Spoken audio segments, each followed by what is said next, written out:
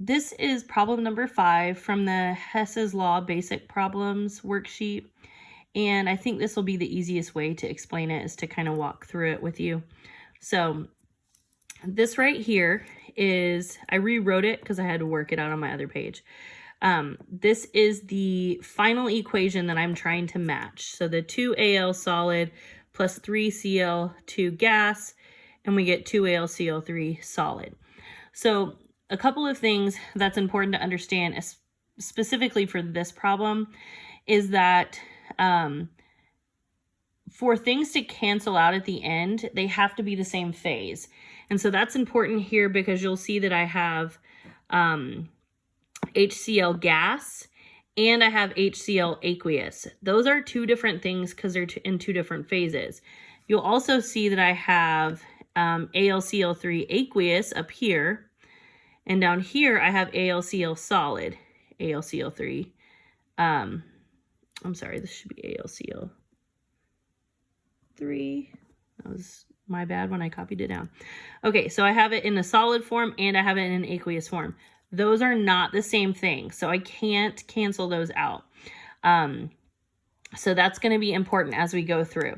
So what you need to do is go to that that final equation, and you want to look for those substances down here in the 4 reactions we have to work with, and you want to see which things appear only one time.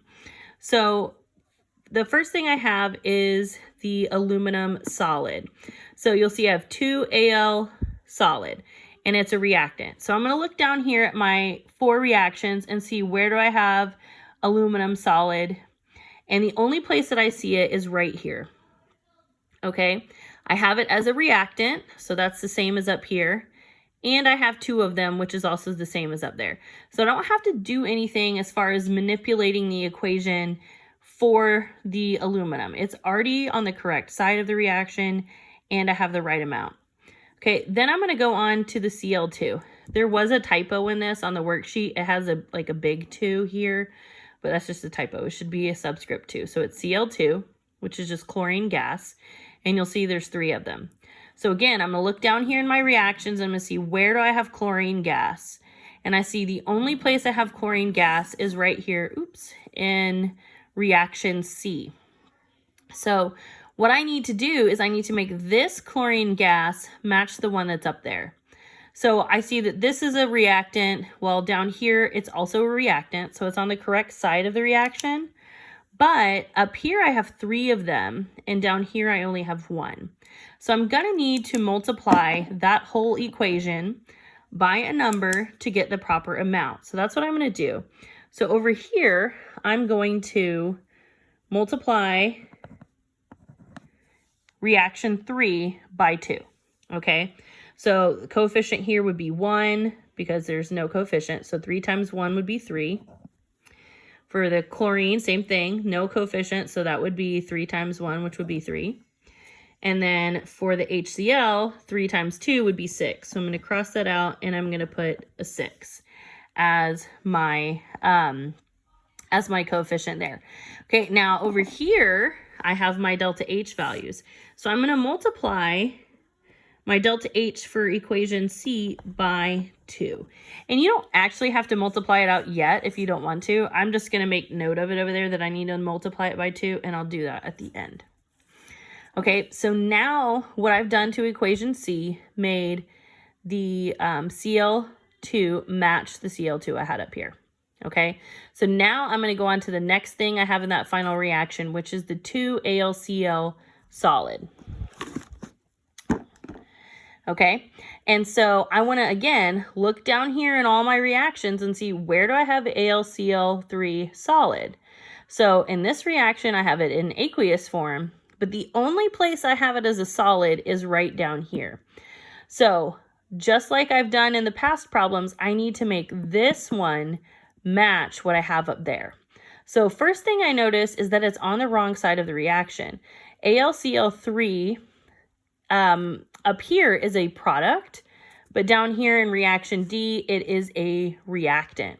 So that tells me, okay, I'm going to have to flip this reaction. So I'm going to write that down. So I'm going to flip that reaction. Oh, Sorry, it got out of focus. I'm going to flip that reaction. So I'm going to rewrite that. So I'm going to make this AlCl3, and it's going to be aqueous. And then I'm going to do the AlCl3 solid on the other side. And when I do that, I'm going to go back and I'm going to cross out the original so I know that I'm no longer using that reaction. Okay, and then I'm going to go over here to my delta H, and because I flipped it, I'm going to make it positive because it was negative, so now it's going to be a positive 323. Okay, now the other thing I notice is that up here, my AlCl3 solid, I have 2 of them, but down here I only have 1. So I also need to multiply this reaction by 2. Okay, so I'm going to do that as well. So I'm going to multiply by 2. So both of these just have a coefficient of 1. So it's going to become 2 AlCl3 and 2 AlCl3. Okay, like that. Again, whatever I do to the equation, I have to do to my delta H. So I'm going to write that down. I'm going to multiply this by 2.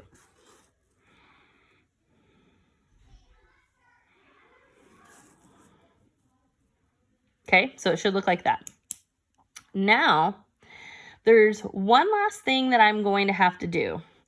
And you may not realize this until you start trying to cancel stuff out. But if you notice, in my final reaction up here, there's no HCl at all. Okay, but down here, I have HCl in reaction A. I have HCl in 2 places in reaction B. I have HCl in reaction C. Okay, so if there's no HCl in that final equation, that means that all of the HCl down here has got to cancel out. So we need to make sure that that's going to happen.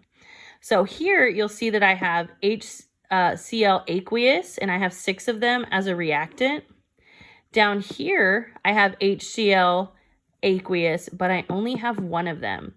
And I do have it as a product, so I could cancel some of these out, but ultimately I know I'm going to have to get rid of all of them because they don't appear in that final reaction. So this is kind of the final step that makes this one slightly more challenging, because I'm going to have to multiply reaction B by 6 as well, so I can make sure that it cancels everything out. Okay, these are different phases, so similar to what we had down here, these are not the same thing. So if I can get these HCl aqueuses to cancel out, you'll notice that I also have HCl gas as a reactant here and HCl gas here, but I have 6 of those. So if I multiply reaction B by 6, that'll give me 6 HCl gas, and it will give me 6 HCl aqueous, which will allow these to cancel out and the ones that are gas to cancel out, which is what I need to happen. Okay, so I multiplied that by 6, so I multiply its delta H by 6. Okay, so now is where I want to cancel stuff out. Okay, remember, for it to cancel, it has to be on opposite sides of the reaction. So pay attention to where your arrows are, because I know my arrows are not all lined up, but as long as they're on opposite sides of the arrow, they can cancel. And you can cancel out however many you have of the same substance, and that includes phases. So for instance here, this is what I was just talking about. I have 6 HCl aqueous as a reactant. Here I have 6 HCl aqueous as a product. So I can cancel out all of those. I also have, I have 6 HCl gas as a reactant in this reaction. Down here, I have 6 HCl gas as a product. So again, I have 6 on either side of the same substance, so I can cancel all of those out as well. Okay, let's see what else we can cancel out. I have some AlCl3 aqueous here. Notice that's not anywhere in my final equation, so I'm gonna have to get rid of those. So I have it here as a product. So if I look through, I see that I also have AlCl3 aqueous here as a reactant, and I have 2 of them. I had 2 up here. So I can cancel out all of those and all of these. Okay. Then next thing I see up here is I have H2. Again, notice in my final equation I have up there at the top, there's no H2. So that means that those are all going to need to cancel out. So here I have H2 gas as a product, and down here I have H2 gas as a reactant. I have 3 here, I have 3 there, so I can cancel all of those out. So just like that. So now if I look through everything else that I haven't canceled, Cl2 is in my final reaction, AlCl3 solids in my final reaction, aluminum. Okay, so everything looks good now. So I'm going to kind of turn my paper to see if I can turn the camera too. And I'm going to kind of total everything up now. So what I have left on the reactant side, I have this left. I have this left. Okay, that's the only thing on the left side of the arrow that remains. So I have 2 Al solid, and I have 3 Cl2 gas, like that. And now the only thing that's left on the product side, those are canceled, that's canceled, that's canceled, this is not. So this is the only thing I have left on my product side. So I have 2 AlCl3 solid. So now this, whoops, where's that? This should match what I have up here, and you'll see that it does. So that tells me at this point, I can now look at my delta H's and calculate those out. Okay, so I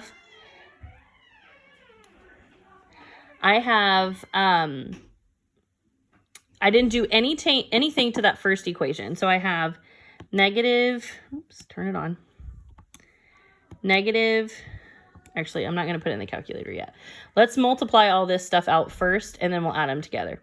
So I have negative 74.8 times 6,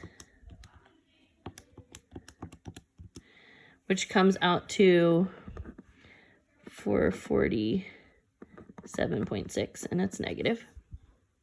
Okay, and then I have negative 1845 times 2, and that comes out to negative 3690. And then I have, this one I flipped, so it became a positive 323. So I have 323 times 2, and that equals 646. So now I'm going to add this, this, this, and this together to get my final answer. Okay, so I have a negative 1049 plus a negative 447.6 plus a negative 3690 plus 646. And when I do that, I get a total of negative 4540.6 kilojoules. Okay, so I get a negative 4,540.6 kilojoules. And that would be my answer right there. I hope that helps. If you have more questions, feel free to email me and I'll do the best I can to help.